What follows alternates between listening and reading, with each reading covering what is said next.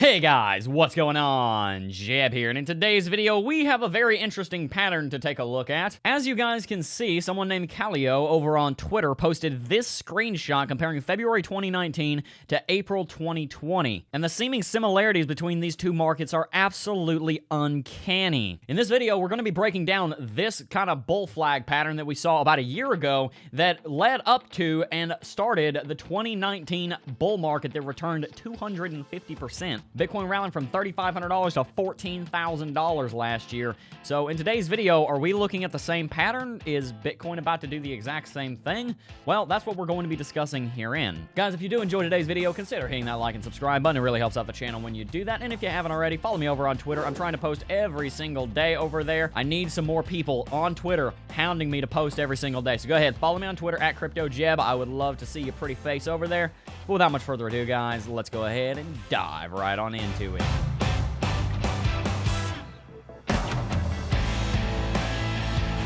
Before we get started, guys, I think Jackie just wanted to give a special good morning to everybody. I think Jackie says good morning. Hello. Jackie says hi and enjoy the Bitcoin technical analysis. Anyway, guys, you know, Jackie and I have been friends since I was barely out of elementary school, but, you know, during this whole quarantine time, it can be really lonely, and animals really help with that, and I just wanted to point out that a lot of the animal shelters are having a lot of trouble right now, so if you're looking for a new animal, now's a good time to get one, keep you company. I promise it'll help if you're feeling bad. Anyway, let's jump to the chart. The piece of market in question right here is about February the 8th through February the 18th. Under careful scrutiny, you will find that this market has a downtrend which defined it for these 10 days. If you guys will remember back to when we were doing videos on the channel, we talked about this downtrend. And we also talked about how this looked like a descending triangle pattern, which was all the more surprising that Bitcoin broke bullish out of it, considering this was a bearish bull flag. That's the word for it. But upon closer inspection, you can see Bitcoin was trending to the downside, but right here towards the end, instead of continuing this downtrend, Bitcoin had kind of flattened out. From there, Bitcoin managed to get above the downtrend, tested support on it, so we turned our resistance, as you can see right here, into our support. That's a very bullish sign. Bitcoin bounced again and then jumped off and rallied like a rocket ship. So that's the market we're comparing to, and just for perspective, this is what happened after that. Yeah, Bitcoin rallied 273%. Okay, so that's pretty impressive. We're going to get to the analysis in just a second. I just want to show you the actual pattern first. But now we're going to compare it to our market today, as Calio did over on Twitter. One thing you'll notice is that this is a much, much shorter pattern. In fact, this pattern, instead of being 10 days long, currently is only 3 days long. So there is a discrepancy right there. But on this market, we can kind of see that, yeah, there's a bit of a downtrend. It almost fits. I think if we were to draw a downtrend anywhere, it would be right there. As you can see, Bitcoin broke bullish out of it, but we fell below it. So what you're saying is one is 3 days long, the other is 10 days long. This one has a flat level of resistance, the other one has a downtrending level of resistance. This one happened at $7,500, the other one happened at $3,500 at the end of a bear market. This one's happening at the end of sideways trading. That one had Bitcoin break the resistance and turn it into support. This one broke the resistance and fell right back below it, but they're supposed to be the same.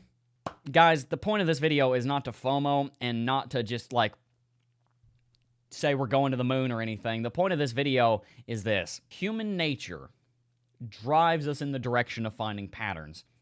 It's why people think coincidences are so important, because even though there might be a 1 in 1 chance that a weird coincidence will happen every single day, when we see one happen, we're like, how did that happen?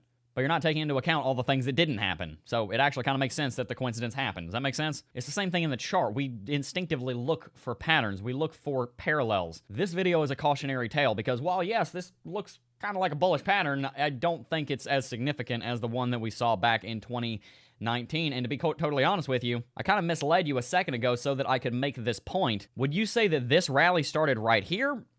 I'd say that this rally really started right here, about 2 months later.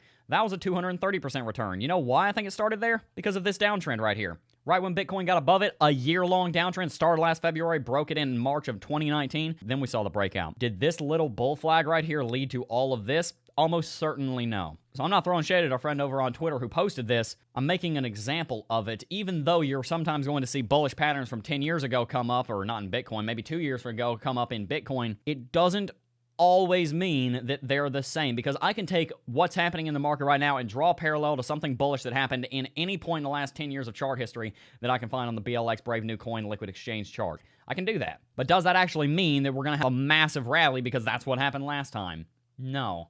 You see, patterns of markets often rhyme, but they very, very rarely repeat. Don't get me wrong, I'm not saying that patterns are not important. We have talked about a lot of very bullish patterns on this channel, but there are very good reasons why we believe those patterns, and even though we're taking very, very serious precaution with our pattern analysis, at the same time, we're also looking at the current market climate and saying, okay, this pattern is repeating itself, but that doesn't matter if there's bad fundamentals. Are the fundamentals good? Or if it's a bearish pattern, it doesn't matter if the technicals are right. Do the fundamentals match it as well? A pattern can repeat, but it might not do the same thing because the market is not designed so that it has to repeat. It just doesn't have to. And that leads me to my final point. How many people are going to see that bull flag from February of 2019 and say, oh, hey, that looks just like the bull flag that we're having now that's been going on for 3 days. Must mean we're having a massive bull market. You see, this goes back to a video that's in the Cryptocurrency Technical Analysis Academy, actually. And it's really the reason I'm making this video. This video right here, how to spot a winning indicator and pattern. I just remade that video last week on Monday. In that video, I talked to you guys about how you can tell if a pattern from the past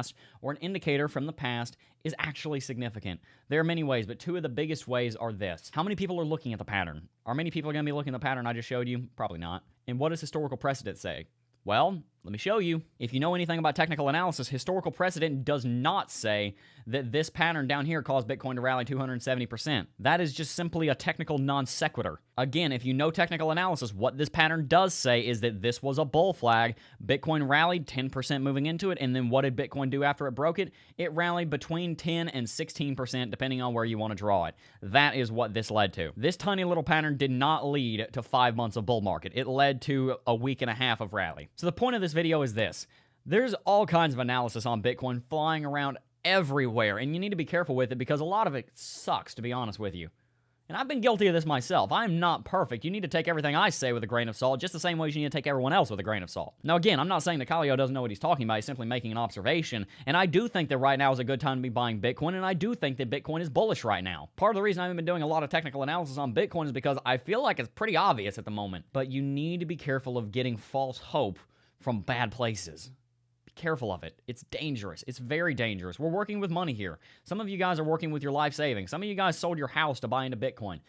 It's not a joke. This is not a game. You have to be careful with this. I mean, risk is literally in the definition of entrepreneur, and I would say a trader is a form of an entrepreneur. It's obviously risky to work in these markets, but you need to calculate that risk. You need to have a risk-to-reward ratio.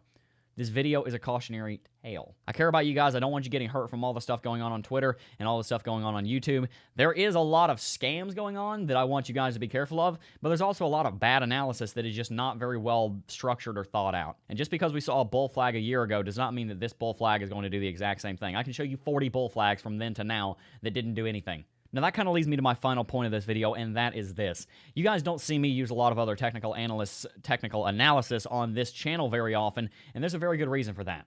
It's because I choose to try and show you my technical analysis and not someone else's, because I personally subscribe to the belief that every person ought to do their own thinking for them. That's what my father always said. Don't let someone else do your thinking for you. There's nothing wrong with getting second opinions. That's not what I'm saying, but you want to make sure that everything that you let into your mind is backed up by your own scrutiny and your own analysis and your own wisdom. Especially if you do have the wisdom. If you're a very naive person, then maybe you should just take some people at their word. But the point here is this. I don't want you guys watching my channel or Carl's channel or Datadash's channel or Alessio's channel or Sonny's channel or someone on Twitter and saying, hey, they said that this is going to happen because this happened a year ago, and being unable to actually go back and scrutinize that technical analysis yourself. You saw how quickly I broke down the discrepancies between these two markets. It took me like 2 seconds. It's because I have an understanding of technical analysis, and I want you guys to do the same. This is not leading into a sales pitch, by the way. I'm not talking about CT2A today. I'm simply encouraging you that during this time of quarantine to make sure you are focusing on your cryptocurrency and technical analysis education so that you're able to screen things like this